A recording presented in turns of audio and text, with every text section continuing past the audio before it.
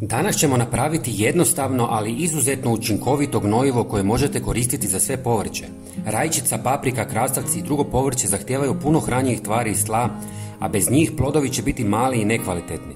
Zato ćemo danas napraviti organsko gnojivo koje možete brzo pripremiti. Svi sastojci su vam već dostupni kod kuće, a gnojivo je povoljno i lako dostupno. Nahranit će vaše biljke, zaštititi od velikih vrućina i suše i osigurati ukusne, krupne plodove. Prije nego vam pokažem sastojke, svakako se pretplatite na naš kanal kako biste vidjeli svaki naš najnoviji video. Potpuno je besplatno. Prvo što će vam trebati je pola litre mlake vode u koju ćete dodati 100 ml svježeg mlijeka. Bogato je kalijem, kalcijem, sumporom, fosforom, magnezijem, bakrom, manganom, željezom i drugim elementima. Ove hranjive tvari su idealno uravnotežene za podržavanje zdravog rasta biljaka, jačanje njihovog imuniteta i povećanje prinosa. Također, mlijeko poboljšava okus povrća dajući mu dodatnu slatkoću i finu aromu. Osim toga, mlijeko štiti biljke od visokih temperatura i pomaže im da ostanu zdrave i jake tijekom vrućih dana.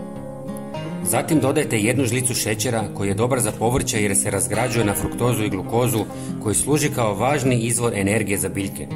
Glukoza posebno pomaže u jačanju vitalnosti biljaka, omogućujući im bolje iskorištavanje hranjivih tvari iz tla.